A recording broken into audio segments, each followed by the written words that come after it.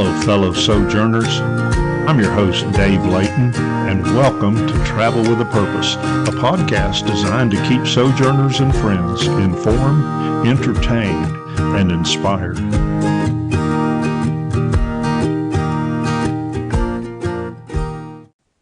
Like any other piece of equipment, maintaining our generators is important. We never know when there will be a power outage, and if there is an outage, how long it will last. So making sure the generator is ready is important. This episode focuses on the common gas-powered generator. If you have a whole house generator, there's a special maintenance you need to do for that, and usually it has specific instructions.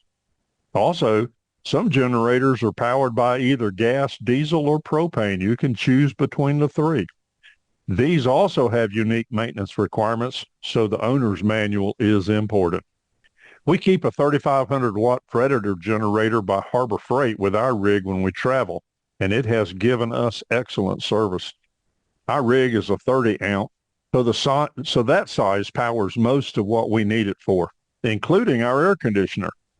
Of course, if you have a larger rig or one that requires 50 amp, you'll need to get one for your application. If you have a generator that's part of your rig, you will have specific maintenance and care specifications. Don't skip this important maintenance requirement. We also have a 7,500 watt gas generator for our home.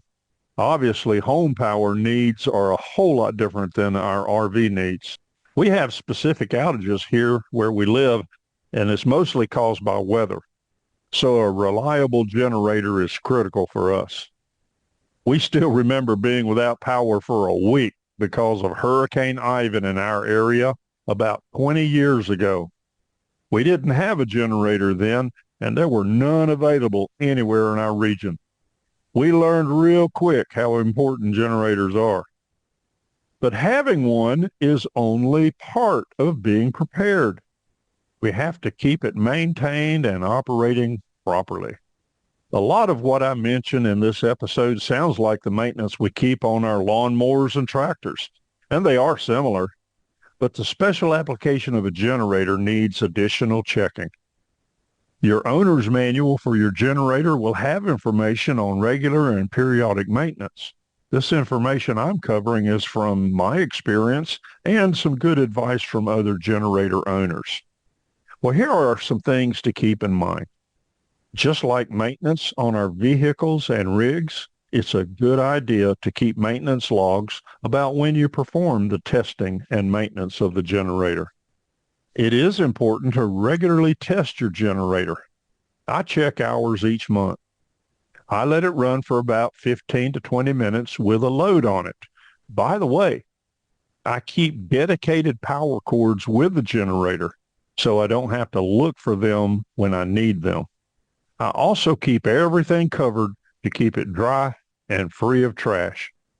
Testing the generator also gives me a chance to keep the gas fresh and visually inspected to make sure that all the components of the generator are okay. I especially check gas lines for dry rot or to make sure they're tight. We live in an area that is infested with squirrels, and they are known to chew on things. Regular maintenance, good fuel, and good oil are critical. Some folks use only manufacturer-recommended fuel and oil. Well, that's your choice. Just don't put bad gas or cheap oil in your generator if you want to have good operation. If you're going to store the generator for a while, adding fuel stabilizer is important. Many don't know that gas will actually go bad after a while. Some folks don't leave fuel in the generator fuel tank, but store it in a fuel can. Again, that's your choice. But whether it's in the tank or stored in a fuel can, stabilizer is important. We don't want to get caught in a situation where we need power but have bad gas in the fuel tank. It takes a while to drain off the bad fuel, clean the lines, clean the spark plug, get everything put back together and start it up. Even with stabilizer, it's a good idea to refresh the fuel every 3 to 6 months. One other often overlooked component of a generator is the fuel filter. Make it part of the check as well. If your generator has an electric start, check the battery for corrosion and tight connections. Most generator batteries are sealed so they don't go dry. You might also check the voltage to make certain it's drawing sufficient power. So all of this is about regular checks. As I said, keep a maintenance log and check regularly.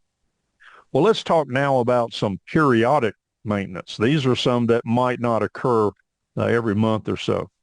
But again, refer to your owner's manual for much of this information. A common schedule for periodic maintenance is for every 50 to 100 hours of use. Now, if I run my generator for 8 hours or more continuously, let's say for a full day, well, I'm going to change the oil soon after. I probably don't have to. I just like to do it. That way I know everything is good to go. But changing the oil is important. Again, check your owner's manual to see how many hours to run on it. But as I said, a common schedule is between 50 and 100 hours. And that would be after the break-in time. There's some specific rules about break-in for your particular generator. Well, if your generator has an air filter, you certainly want to clean or replace the air filter when you do the oil change. That way, you know it's done. So again, if you've got one, think about doing it when you change the oil. Do it at the same time. If your generator has a coolant system, make sure the coolant is changed as needed. That would be a pretty big generator, I would think. Much of the checking and maintenance of a generator is mechanical, but don't forget to inspect the electrical parts as well. That's actually what you're hoping will work for you. The mechanical part generates electricity. So you want to check the electrical components. Well, usually they are maintenance free, but you still want to check for things like corrosion or frayed wires or any other visual signs of a problem. Oh, and by the way, don't forget to check the plug-in sockets. They seem to be just what mud dauber wasps like for a home. I've had to clean mine out several times. Speaking of wasps, if your generator has a cover on it, sometimes wasps like to build a nest under it. Just be careful lifting it. And I don't even want to talk about snakes. If you want to hear me scream like a girl, have a snake jump out at me. It is ugly. I'm sure there is much more we could talk about, but these are some tips that any of us can do. I think I'll wrap up and try to get images of snakes out of my mind. Well, thank you for listening to this podcast. If you're interested in being a guest on our podcast or know someone we should have as a guest, or if you know a topic you would like to hear more about, please email me at sojournersevangelize@gmail.com. That's sojournersevangelize@gmail.com. I'm your host, Dave Layton, and remember, we give glory to God as together we travel with a purpose. Happy sojourning.